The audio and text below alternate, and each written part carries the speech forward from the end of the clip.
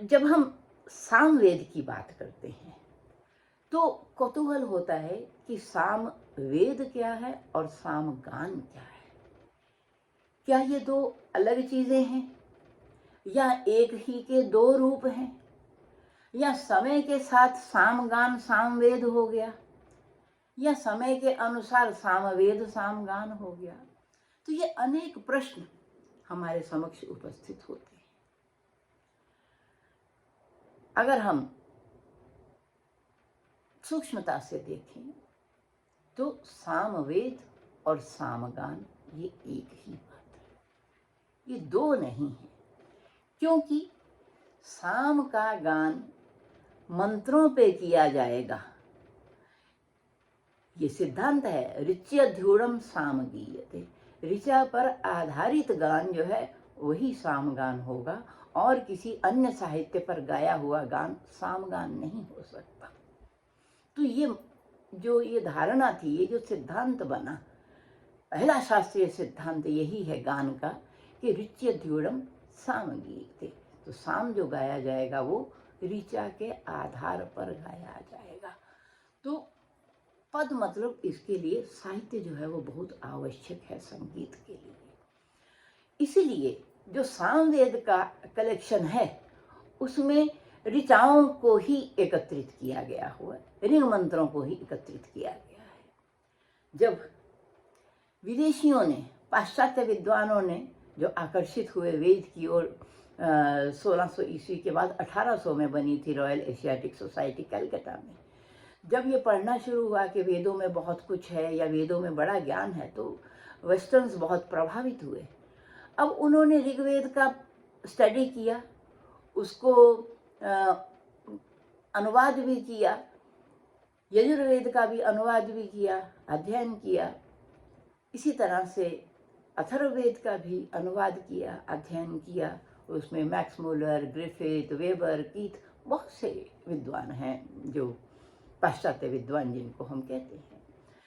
तो लेकिन सामवेद की बारी जहाँ आई वहाँ सब मौन हो गए।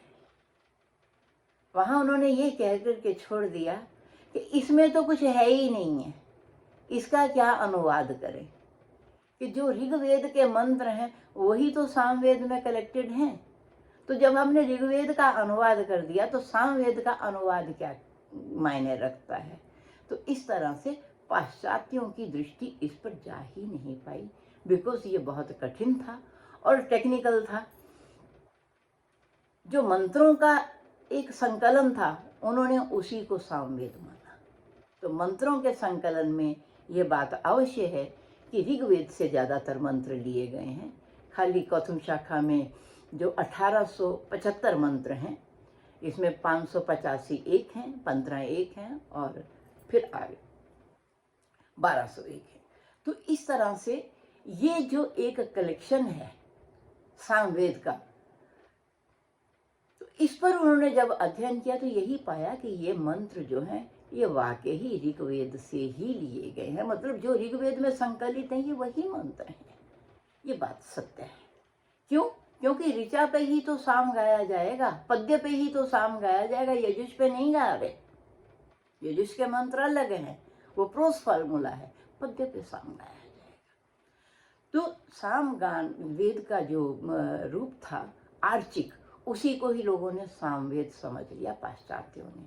लेकिन भारतीय विद्वान ये जानते थे कि सामवेद जो है वो सिर्फ ऋचाएं नहीं हैं, उन ऋचाओं के ऊपर किया हुआ गान जो है वो सामगान है, वही सामवेद है। जैमिनी ने कहा कि गीतिषु सामाख्या, साम हम किसको कहते हैं? ऋचा को साम नहीं कहते, गीति को कहते, कि जो इस पे मेलोडी जो गाई जाती है वो साम है। गीतिषु सामाख्या, साम जो है वो ऋचाओं के ऊपर किया हुआ गान साम है, ऋचा साम नहीं है, मात्र गान भी साम नहीं है। लेकिन दोनों का संबंध कैसा है? ऋचि अध्युढ़म साम गीयते, साम वही है जिसके आधार में ऋचा है और उस पर गान किया गया है। तो ये छांदोग्य उपनिषद ने भी कहा का सामनो गति रीति, जब कहा कि साम की गति जो है वो स्वर है, तब उसने कहा कि का सामनो गति रीति, साम की गति क्या है, कैसे हम साम गाने के गीती सुसाम आख्या। वो कहते हैं स्वरीति हो आज, उसमें स्वर है, उसमें मात्रा है, उसमें लय है और साहित्य तो है ही। तो इस तरह से साम का विस्तार जो है वो उसकी परंपरा में उसके गान से है, उसके स्वर विस्तार से है, उसके साहित्य के जो ऋचा है उसको अलग तरह से जिस तरह से गाया जाएगा तो उसकी जो विस्तार है उसका वो गान है, वो साम गान है। तो कह रहे कि ये ऋग्वेद की आर्चिक संहिता में तो मिलता नहीं, इसलिए तब रजिस्टर बने कैसे, ओरल रजिस्टर ही थे पहले गान के, जो कि विद नोटेशन बने। आज सामवेद के नाम से हमें दो तरह के कलेक्शन मिलते हैं, यानी दो तरह की संहिताएं मिलती हैं। एक तो वो जिसको आर्चिक संहिता कहा, और उस आर्चिक संहिता के भी दो भाग हैं आगे, एक को पूर्वार्चिक कहते हैं, दूसरी को उत्तरार्चिक। और इन्हीं पूर्वार्चिक और उत्तरार्चिक के आधार पर जो दूसरी तरह की संहिता है, जिसको गान संहिता, नाम ही उसका गान संहिता है, ये आर्चिक संहिता है मतलब ऋचाओं का संग्रह, दूसरा गान संहिता है मतलब कि उसके गाने का संग्रह है जहाँ है। तो वो गाना यानी ऋचाओं को विद नोटेशन जहाँ पे दिया गया है वो गान संहिता है। तो अब पूर्वार्चिक और उत्तरार्चिक, पूर्वार्चिक में आमतौर पर एक एक ऋचाएँ हैं, तो इसको इनमें एक एक ऋचाएँ हैं, तो ये 585 जो ऋचाएँ हैं वो एक एक है। लेकिन जो इसमें उत्तरार्चिक है उसमें तीन तीन ऋचाएँ हैं, तीन ऋचाओं का एक, जिसको हम कपलेट कहते हैं, वो तीन तीन ऋचाओं का एक कपलेट सा है, और कहीं 4 भी हैं कहीं 5 भी हैं, लेकिन मुख्य रूप से वो 3 ऋचाएँ हैं, उसको कहते हैं सूक्त। तो जब तो अभ्यास के लिए गाएंगे, जब अध्यापन में जब पढ़ाया जाएगा तो पहले आर्चिक ही पढ़ाई जाएगी, लेकिन जब उसका यज्ञों में प्रयोग होगा तब उसमें वो उत्तरार्चिक का इस्तेमाल किया जाता था। इस तरह से वो जो तीन तीन ऋचाओं के जो है वो सूक्त कहलाते हैं। इसमें एक बड़ी इंटरेस्टिंग कहानी है। वेद में खासियत ये है कि वो जो बातें कही गई हैं वो लॉजिकल तो हैं, लेकिन साथ में वो इंटरेस्टिंग भी हैं, आख्यान भी हैं। तो साम और ऋचा के बारे में एक आख्यान आता है। साम जो है वो अपने को ज़्यादा महत्वपूर्ण मानता है, क्योंकि गाना वाकई साहित्य से तो है ही है, ऊपर सब जानते हैं।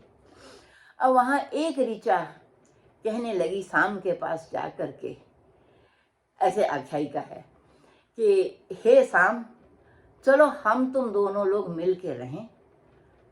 तामे विवाह है, जैसे विवाह होता है, किसी का पति पत्नी इकट्ठे रहते हैं, उसी तरह से हम भी एक साथ मिल के रहें। और प्रजा नया वह है, तो इस तरह से जैसे पति पत्नी होते तो परिवार का विस्तार होता है, ऐसे ही हम गान का विस्तार करें मिल करके।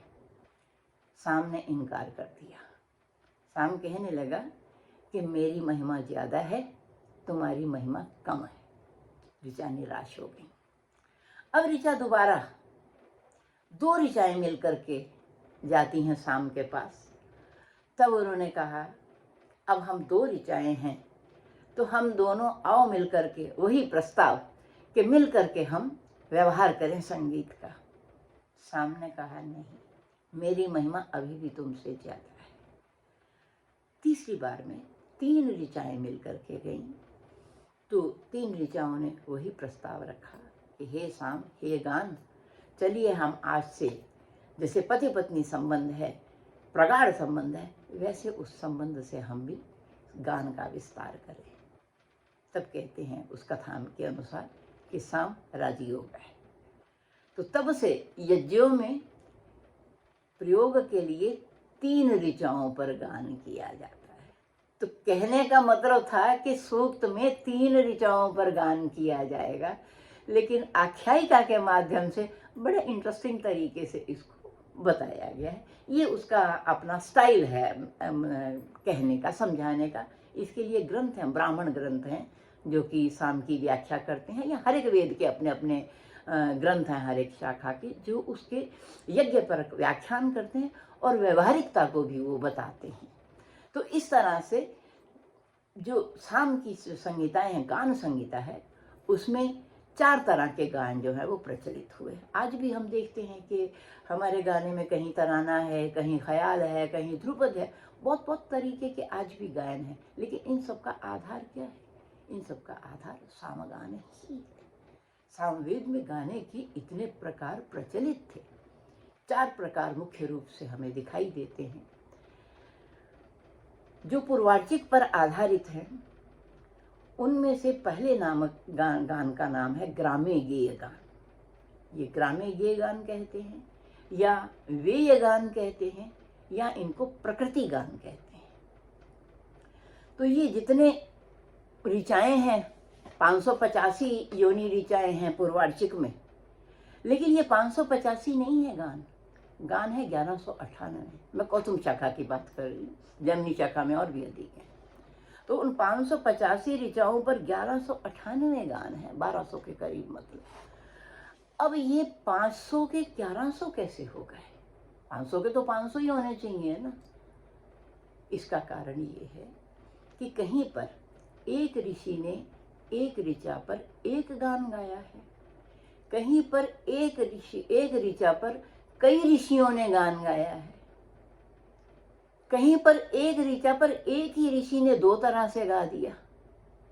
तो बंदिशें जैसे अलग अलग नहीं हो जाती, उसी तरह से ये कंपोजिशंस जो है, साम एक्चुअली कंपोजिशन है।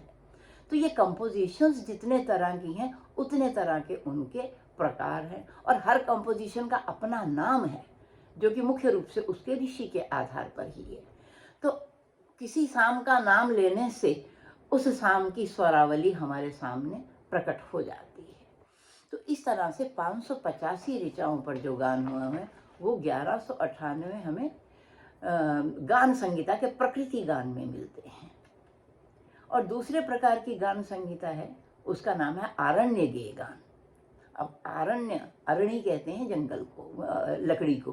तो जहाँ लकड़ी ज़्यादा होती है तो दैट इज जंगल। जो वन में यानी एकांत में गाए जाते थे, ऐसे गानों की संज्ञा हुई आरण्य गान। ये भी पूर्वार्चिक से ही संबंधित हैं। ये हमें आज 204 की संख्या में ये आज उपलब्ध है। कौथुम शाखा की मैं बात कर रही हूँ। अब ये गान जो है, ये आमतौर पे महानामनी ऋचा कहलाती हैं, कि जो कि नाम से एक स्पेशल तरह की ऋचाएँ हैं, तो उन पे इन गानों को गाया गया है।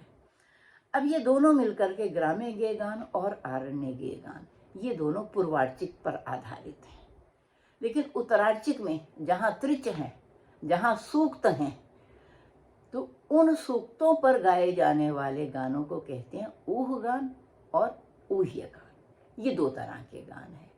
इन ऊह और ऊह्य गान इसलिए थे कि यज्ञों में प्रयोग में ऊह गान ही गाया जाता था। आज हम कल्पना करते हैं कि ख्याल का आविष्कार अमीर खुसरो ने कर दिया, या ख्याल का आविष्कार पता नहीं किसने कर दिया, या परंपरा से ही चला आ रहा है, या ध्रुपद से डेवलप हुआ। सब बातें ठीक है, लेकिन अगर हम वैदिक सामगान को सुनते हैं, तब हमें समझ में आता है कि ऊह गान का मतलब है कल्पना करना, ख्याल करना। तो जो चीज़ प्रकृति गान में हमारे पास थे मंत्र, उस मंत्र के अनुसार ही ऋग्वेद की अगली 2 ऋचाओं से जो 3 ऋचाओं का सूक्त मिला, उस पे तो नोटेशन नहीं मिली थी प्रकृति गान में। उसकी नोटेशन किसने बनाई? उसकी नोटेशन ऋषि अपनी सूझबूझ से यज्ञों में बनाता है। तब ये कल्पना पर आधारित है, इसलिए इसका नाम ऊह गान है। ऊह मैंने कल्पना। अभी भी आज नहीं कहते किस ऊहापोह में पड़े हो, किस सोच में पड़े हो। तो सोच करके जो अपने उससे करना और यज्ञ में प्रयोग के अनुसार करना, ये उस समय की ऋषियों की प्रतिभा थी, जो कि ऊह गान में दिखाई देती है। लेकिन आगे जाके क्या हो गया, इनका भी संकलन हो गया।